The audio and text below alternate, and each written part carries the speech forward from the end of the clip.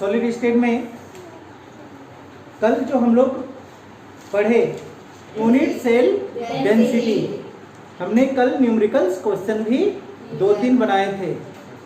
ठीक, हम उस पर जान चुके हैं कि अगर हमारे पास में एससीसी है तो एससीसी में कितनी एटम्स के बराबर वो ऑक्यूपाई करता है, 1। बीसीसी है तो 2, एफसीसी है तो 4। इसी के आगे हम लोग इससे पहले भी इसके बारे में थोड़ी जानकारी ले लिए थे। आज हम इसको थोड़ा सा डीप में पढ़ेंगे, जिसका नाम है हमारा क्लोज पैकिंग इन सॉलिड। हो गया। पहले हम 2D की बात करें, 2 डायमेंशनल की बात करें। 2 डायमेंशनल में सबसे पहले आपका टॉपिक आता है क्या, SCP, स्क्वायर क्लोज पैकिंग, इसका पूरा नाम होता है। ठीक, ध्यान से समझिएगा कि ये हमारा क्या है, एटम्स है, और ये भी क्या है, एटम्स। ये एटम्स का एक लेयर और ये भी एटम्स का एक लेयर। अगर दोनों एटम इस तरह से अरेंज हो, ध्यान से दिख रहा है आप लोगों को, इसका आगे पीछे दायां बायां सभी तरफ क्या हो, इधर भी इस तरह से हो, इधर भी, इसका नीचे भी, सब तरफ, चारों तरफ अरेंज हो, तो किसका निर्माण होगा, एक क्रिस्टल का निर्माण होगा। समझ में आ गया। और इसी का निर्माण से जो क्रिस्टल निर्माण होता है उसी को हम लोग किसके नाम से जानते हैं, SCP के नाम से जानते हैं। और ये जो जिस प्रकार से अरेंज हुआ है, देख रहे हैं ना, इसी अरेंज को यहाँ पे हमने लिख दिए हैं। ध्यान से देखिएगा क्या लिखा हुआ है, फेंट रो ऑफ स्फीयर।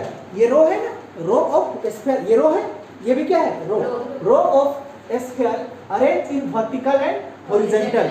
मतलब इस डायरेक्शन पे भी अरेंज होगा और इस डायरेक्शन पे भी होगा, वर्टिकल्स भी हॉरिजॉन्टल भी एक ही साथ। ठीक, एंड हॉरिजॉन्टल एलिमेंट, एलिमेंट का मतलब समझ में आता है इस तरह का अरेंजमेंट। ठीक, फॉर्म ए स्क्वायर, इससे क्या बन जाएगा, आपका स्क्वायर बन जाएगा।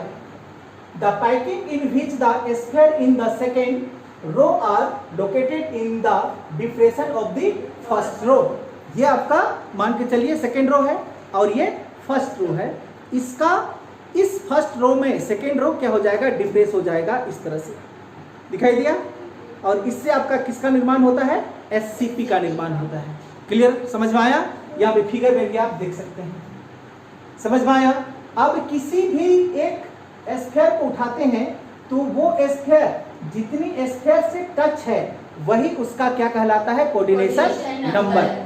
और यहाँ पे टच कराएं तो इस चारों में से हमको किसका निर्माण बना, स्क्वायर का, इसलिए इसका नाम क्या पड़ा, स्क्वायर क्लोज पैकिंग। इसका पैकिंग इफिशिएंसी कितना होता है, 50%, और बाकी क्या रहता है, खाली होता है। ध्यान से देखिएगा, इस तरह से हमने किया तो देख रहे हैं ये कितना बड़ा बड़ा खाली जगह है कि नहीं है, देखो।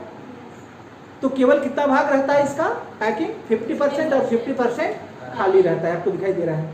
ठीक, दूसरी चीज देखिए, HCP, 2D का ही HCP, हेक्सागोनल क्लोज पैकिंग इसका पूरा नाम।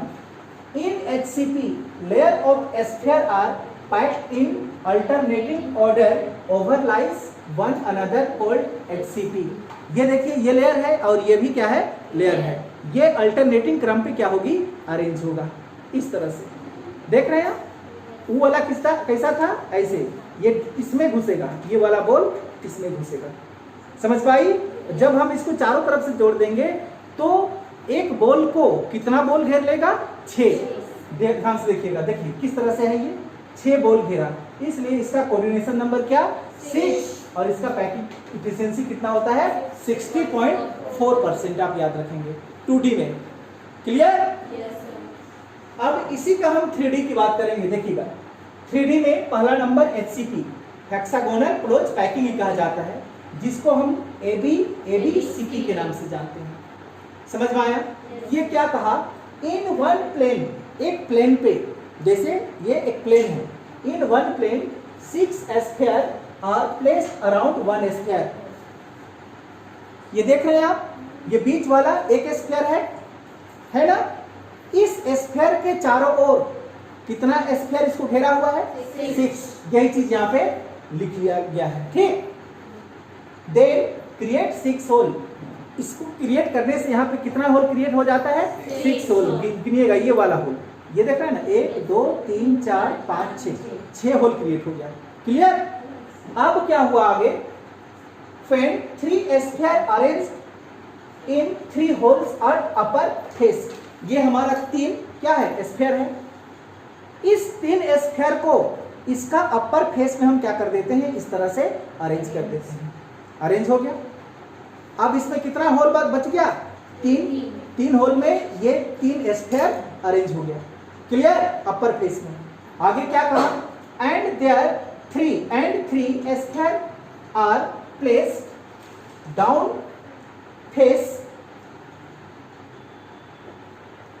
Face at same hole. मतलब जिस होल में ये रखा हुआ है, ध्यान से देखिएगा, इस होल में रखा हुआ है ना, इसी होल में नीचे की ओर भी हम उसी होल में 3 बॉल को क्या करेंगे और रख देंगे इस तरह से। ऊपर में जिस होल में ये रखा हुआ है उसी ऊपर में और 3 बॉल को रखेंगे। This type of close packing is called HCP या ABCP कहलाता है। यही चीज यहाँ पे लिख दिया गया है। ये आपका 6 दिखाई दे रहा है ना, ये 6 इस तरह का है, जिसको हम 2 में बना दिए। ये 3 है आपका, ये 3 है, ठीक। ये 3 इसमें इस तरह से अरेंज हुआ और उसका नीचे भी जिस होल में ये अरेंज है वो पीछे साइड भी उसी होल पे क्या होगी, अरेंज होगी। इसलिए इसका नाम हम क्या दे दिए, ए, इसका नाम क्या दे दिए, बी। और ये दोनों तो आपका सेम था, सेम होल में अरेंज रहेगा, अपर फेस में और डाउन फेस में, इसलिए इसका भी नाम क्या दे दिए, ए। तो क्या बना, AB और ABCP। क्लियर? जिसका कोऑर्डिनेशन नंबर क्या होता है 12 और पैकिंग इफिशिएंसी इसका क्या होता है 74%। आ गया बात समझ में? इसी का दूसरा नंबर हम यहीं पे लिख देते हैं, आप लिख लीजिएगा, आप समझ में आ जाएगा।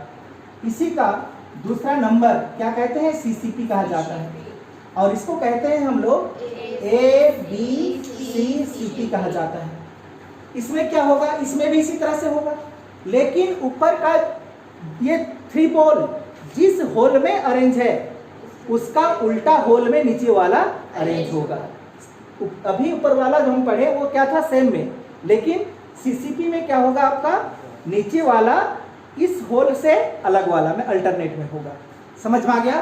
तो यहाँ पे हम क्या लिखने वाले हैं, down face at different whole.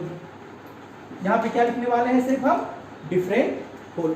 Clear? Figure हमारा क्या बदल जाएगा, ये वाला को आप नीचे कर दीजिए, ये देखिए, ये वाला यहाँ पे, तो ये वाला यहाँ पे, ये वाला यहाँ पे, और ये वाला भी यहाँ पे, अलग अलग होल पे आ जाएगा। ये देखिए बन गया। तो इसको नाम क्या देंगे हम, इसको A, इसको B और इसको नाम क्या दे दिए, C, क्योंकि सभी अलग अलग है, इसलिए इसका नाम क्या पड़ गया, ABC। इस प्रकार का CCP कॉल्ड, क्या कहते हैं इसको, CCP, और इसको कहते हैं हम लोग ABCCP कहा जाता है।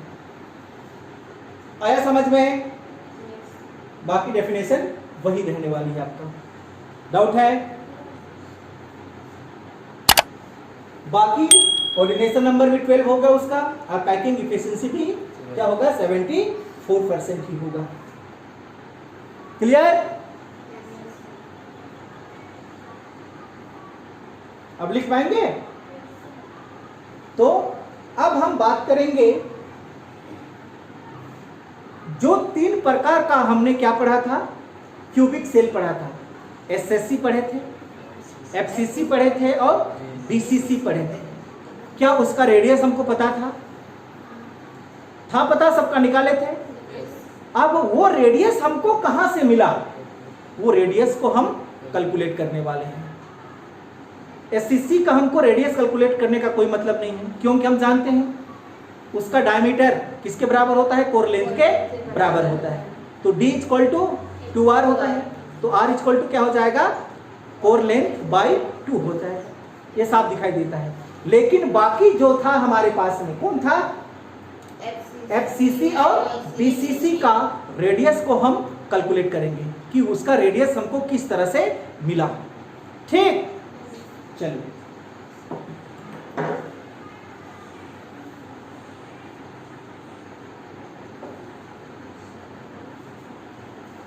चलिए जो हमने पढ़ा था SCC, FCC और BCC।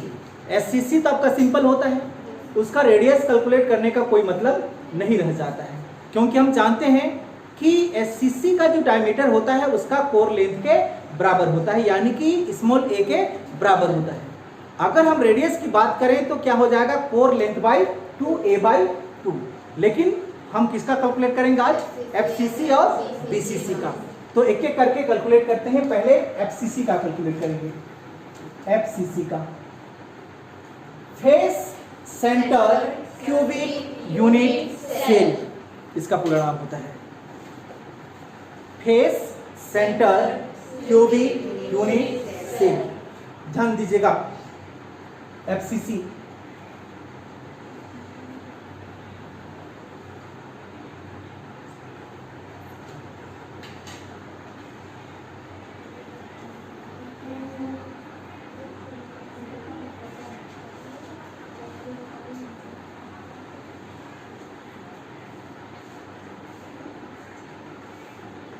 FCC पे एटम्स कहां कहां पे प्रेजेंट होते हैं, कॉर्नर पे,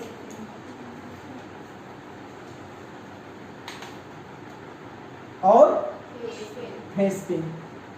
इस क्यूब पे कितना फेस है, 6 फेस है। एक एटम्स इस फेस में, एक एटम इस फेस में, एक एटम पीछे वाला के लिए, एक एटम्स आगे वाला के लिए और एक एटम्स इसके लिए। ये आप जानते हैं, डेफिनेशन आप लिख चुके हैं। ठीक,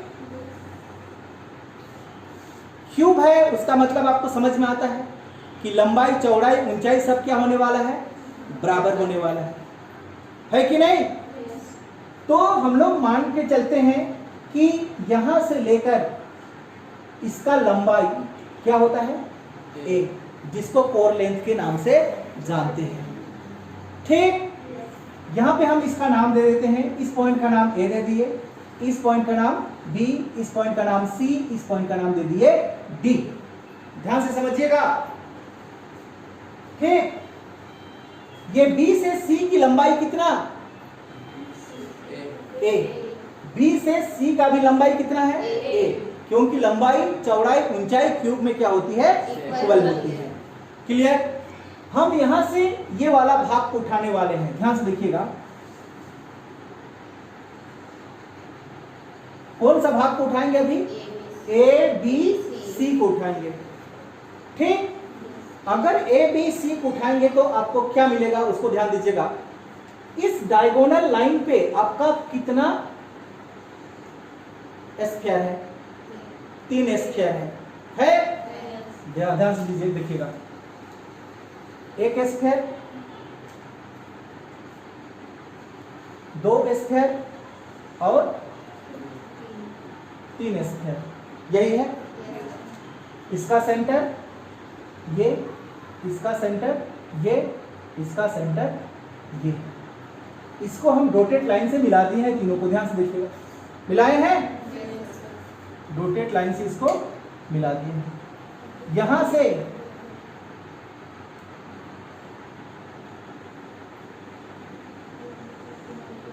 ध्यान दीजिए,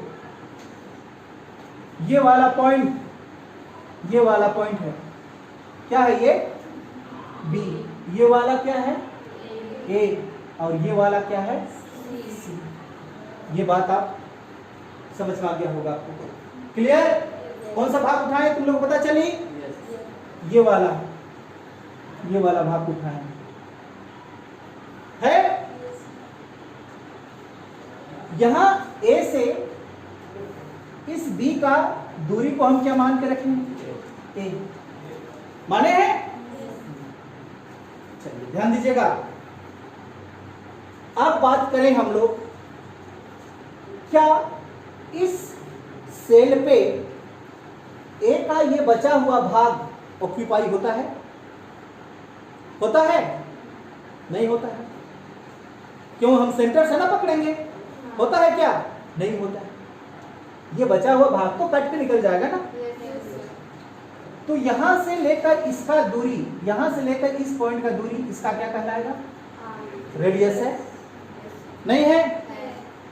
इस पॉइंट से लेकर ये दूरी क्या है इसका? रेडियस। फिर इस सेंटर से लेकर इसका दूरी क्या है? रेडियस। फिर यहां से लेकर इसका क्या दूरी है? रेडियस। नहीं समझ में आया? आया? डाउट है? इधर का रेडियस को हमको लेना नहीं है, क्योंकि ये इधर का भाग और ऊपर का भाग उसमें ऑक्यूपाई होता ही नहीं। होता है? वो तो कट के निकल जाता है बाहर। डाउट है? चलिए आगे ध्यान देखिएगा। Volume of one sphere, volume of one sphere, आप 10 क्लास में पढ़ चुके होंगे। गोले का आयतन क्या होता है? जल्दी बोलिए, क्या होता है? Volume of sphere 4/3 pi r cube. ये फार्मूला बनती है स्फीयर का। स्फीयर हम क्यों लिए? क्योंकि हमारा जो एटम्स है वो किस शेप में होता है? स्फीयर की शेप में होता है। हो गया? हम किसका कैलकुलेट कर रहे हैं? एफसीसी का। ध्यान दीजिएगा, इन एफसीसी z इक्वल टू कितना? 4। बात समझ में आया? ये 4 कहां से आया? क्लियर? अब और थोड़ी सी बातें ध्यान दीजिए कि एक स्फीयर का वॉल्यूम आपका कितना? 4/3 पाई आर क्यूब। तो इसमें कितना स्फीयर है? 4 के बराबर है। तो 4 स्फीयर का वॉल्यूम कितना? वॉल्यूम ऑफ 4 स्फीयर लिखेंगे ना? वॉल्यूम ऑफ 4 स्फीयर क्यों लिखे? समझ पाई तुम लोग? एक वॉल्यूम का स्फीयर आपका 4/3 पाई आर क्यूब होता है। तो एफसीसी में आपका जो जेड होता है, यानी कि उसमें जो आपका एटम्स कंटेन होते हैं वो किसके बराबर होते हैं? 4 एटम्स के बराबर होते हैं। मतलब 4 गोला हुआ, 4 एटम हुआ, मतलब 4 गोला हुआ। एक गोला का वॉल्यूम 4/3 पाई आर क्यूब, तो 4 गोला का वॉल्यूम कितना? उसको 4 से गुना कर देंगे। तो बोलिए 4 × 4/3 पाई आर क्यूब। समझ में आया?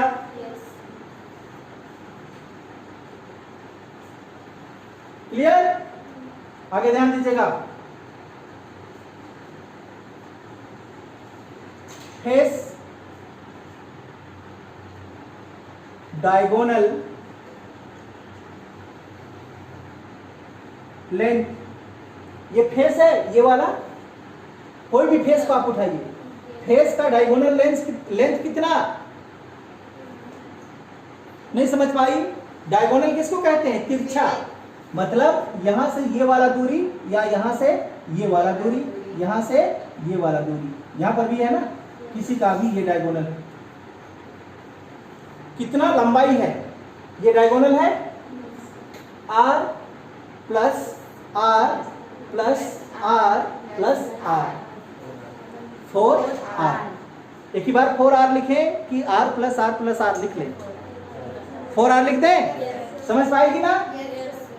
4r इतना ही तो लंबा है वो। डाउट है? नहीं? According to Pythagoras theorem, according to Pythagoras theorem, Pythagoras theorem आप 8-9 क्लास से पढ़ते आ रहे हैं, है कि नहीं? क्या होगा? ये ट्राइंगल है, in triangle A B C, बोलिए A B square plus B C square equal to A C square. इस ट्राइंगल में यही होगा। ध्यान दीजिएगा आप यहां पे, ए से बी का कितना दूरी है? तो ए बी की जगह में क्या आप ए स्क्वायर लिखने वाले हैं प्लस बी से सी का कितना दूरी ए, यहां पर भी क्या लिखने वाले हैं ए स्क्वायर इक्वल टू ए से सी का कितना दूरी 4r, ए से सी का दूरी यही तो है, ए से सी कितना दूरी 4r का स्क्वायर, स्क्वायर है तो स्क्वायर तो देना ही पड़ेगा। समझ में आया? चलिए a plus a square plus a square 2a square equal to 16r square. सही है? समझ पा रही है? और a square equal to 16r square by 2, यानी कि ये आपका क्या हो जाएगा, क्या लग जाएगा यहाँ पे 8।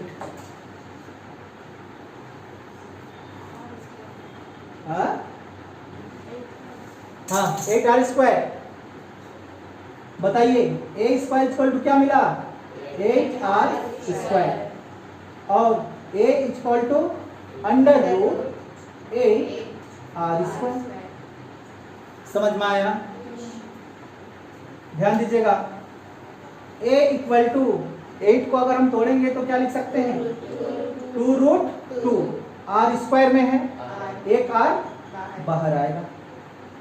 क्या यहां से हम r को बाहर कर सकते हैं? तो कीजिए r को बाहर, r को बाहर करेंगे तो क्या मिलेगा a बाई 2। समझ पाई? यहां से हमको रेडियस मिलता है। ये था आपका एफसीसी का रेडियस। किस तरह से कैलकुलेट हुआ समझ पाई? डाउट तो नहीं है? मिटा दें?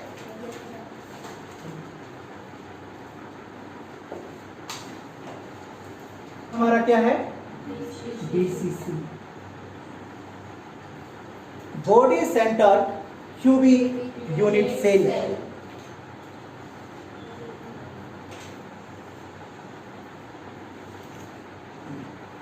हो गया?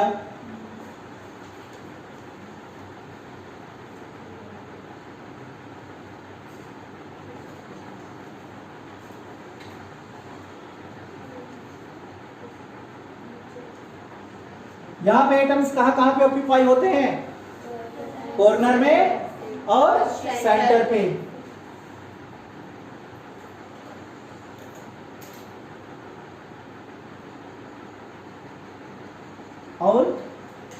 और सेंटर पे। सही है?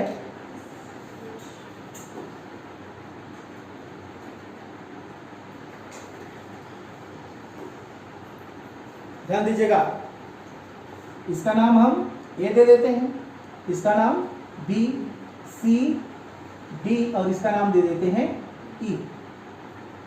ठीक, अब हम कहां से कहां उठाने वाले हैं उसको भी आप जरा सा ध्यान देंगे। समझ में आया? ध्यान दीजिएगा, कंफ्यूज में पड़ सकती है।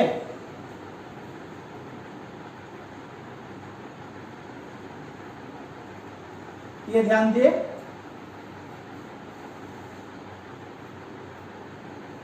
ये आया समझ में? हम कहां से कहां उठाने वाले हैं उसको ध्यान दीजिएगा। देखिए पहले कहां से कहां उठाते हैं उसको ध्यान दीजिए। इधर ये पॉइंट आपका ए है, ठीक, ये वाला पॉइंट आपका क्या है बी है। ये लाइन को हमने उठा लिया, दिखाई दिया आपको? नहीं समझ में आया? आया? अब ये बी से देखिए ई कितना गोला है? 3 गोला है। डाउट है? बी से ई में कितना गोला? 1 2 3। ये बी को हम मिटा देते हैं क्योंकि हमको यहाँ पे गोला बनाना पड़ेगा। 1 गोला, 2 गोला और ये हो गया 3 गोला। यही है? ये बी है आपका, ध्यान से समझिएगा। ये पॉइंट को देखिए आप, कौन सा पॉइंट है ये? सी पॉइंट है। सी पॉइंट कहां पे है आपका? यहां पे है? ये कौन सा पॉइंट है? सी। सी पॉइंट से ए पॉइंट ये लाइन आया हुआ है, सी से ये पॉइंट आया हुआ है, ए से बी गया हुआ है, ए से कहां पे गया हुआ है? बी। बी से फिर कहां गया हुआ है? ई। क्लियर? और एक लाइन बी से कहां गया हुआ है? सी। बात समझ में आया? कहां से उठाए? ये इसका सेंटर है, डाउट है? क्लियर हो गई? ए से बी का दूरी कितना? ए क्यूब है, मतलब यही लगने वाला। ए से बी का दूरी आपका ए, ध्यान दीजिएगा।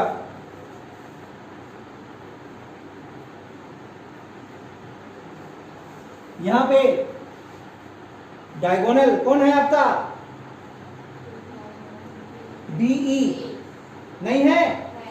Length of body diagonal, therefore length of body diagonal. Body क्यों लिखे? क्योंकि हम बीसीसी पढ़ रहे हैं। समझ में आ गया? क्या है? बीई कितना? R plus r plus r plus r, ये तो है, equal to 4R।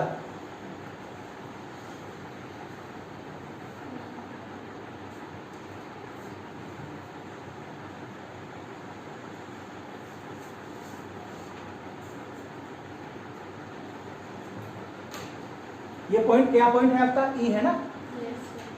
E. In triangle BCE, in triangle BCE, क्या आपको ट्राइंगल्स दिखाई दिया? BCE है। BE स्क्वायर इक्वल टू क्या होने वाला? CE square plus CB square. सही है?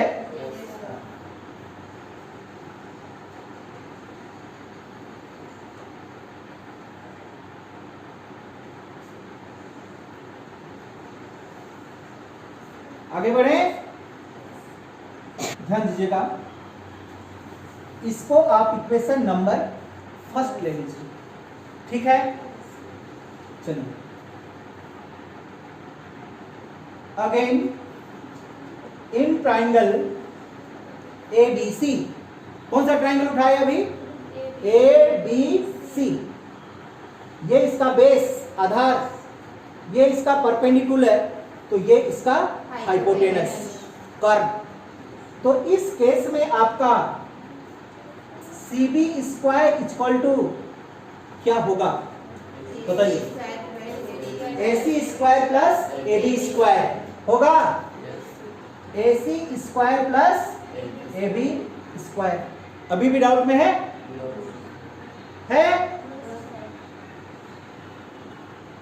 फ्रॉम इक्वेशन फर्स्ट, ध्यान दीजिएगा, इक्वेशन फर्स्ट आपको दिखाई दे रहा है? ध्यान दीजिए। BE स्क्वायर इक्वल टू क्या लिखा हुआ है? CE स्क्वायर प्लस क्या लिखा हुआ है? CB square. ये क्या है आपका? CB square. क्या CB स्क्वायर के जगह में आप AC square plus AB square लिख सकते हैं? लिख लीजिए। AC square plus AB square. Doubt खत्म हुआ कि नहीं हुआ? हो गया। BE कितना? 4R लिखेंगे? स्क्वायर है तो स्क्वायर, और सबका दूरी तो आपको पता है ए होता है। सीई का दूरी कितना? ए स्क्वायर। एसी का दूरी कितना? ए स्क्वायर। एबी का दूरी कितना? ए स्क्वायर। समझ में आया? तो आगे हमको अब लगता है बन जाना चाहिए आप लोग का, नहीं बनेगा? चलिए क्या हो जाएगा ये 16r square equal to 3a square है।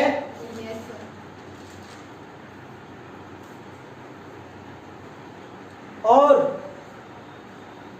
a स्क्वायर इक्वल टू क्या होने वाला? 16r स्क्वायर बाई 3 होगा।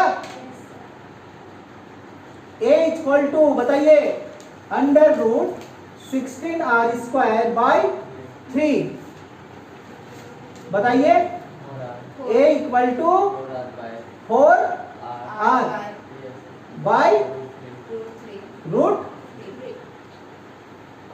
3। तो r इक्वल टू कितना? a root 3 by 4।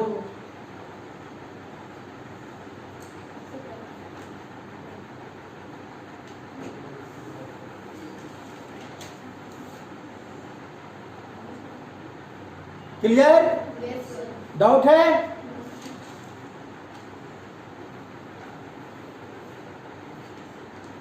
क्लियर हुआ? नहीं है ना डाउट? आज आप क्या सीखे केमिस्ट्री में? Close packing in solid. उसमें आप 2D भी देखे, 3D भी देखे। 2D में आप दो प्रकार देखे, SCP और SCP। SCP का कोऑर्डिनेशन नंबर कितना? 4। पैकिंग एफिशिएंसी कितना? 50%। HCP 2D का SCP कोऑर्डिनेशन नंबर कितना? 6। Packing efficiency 4%। 3D में भी दो टाइप देखे, HCP and CCP। HCP 3D में coordination number 12, packing efficiency 74%। CCP का कोऑर्डिनेशन नंबर 12 और पैकिंग एफिशिएंसी 74। और आपने क्या सीखा यहाँ पे? Calculating radius of FCC and BCC। हमने सिर्फ पिछला बार में केवल जाने थे R बराबर ये होता है। आज इसको हम कैलकुलेट करके दिखाए कि R हमको किस तरह से फाइंड होता है। समझ में आ गया? तो ये केमिस्ट्री का क्लास समझ में आ गया होगा पूरी तरह से। और ये चीज आप घर में जाकर रिवीजन भी करेंगे ताकि एग्जाम में आपको दिक्कत ना हो। समझ में आ गया? पढ़ने समय कोई भी चीज कठिन नहीं लगेगी, लेकिन जब आप इसको 1 महीना बाद 15 दिन बाद देखेंगे ना, तो ये ही चीज समझ से बाहर हो जाएगा। इसीलिए कम से कम घर में जाके आप इसको क्या करेंगे? रिवीजन करेंगे। ठीक? तो चलिए केमिस्ट्री को आज यहीं पे समाप्त करते हैं। कल और एक नया टॉपिक के साथ में हम लोग केमिस्ट्री में हाजिर होंगे, जिसका नाम होगा आपका रेडियस रेशियो। ठीक?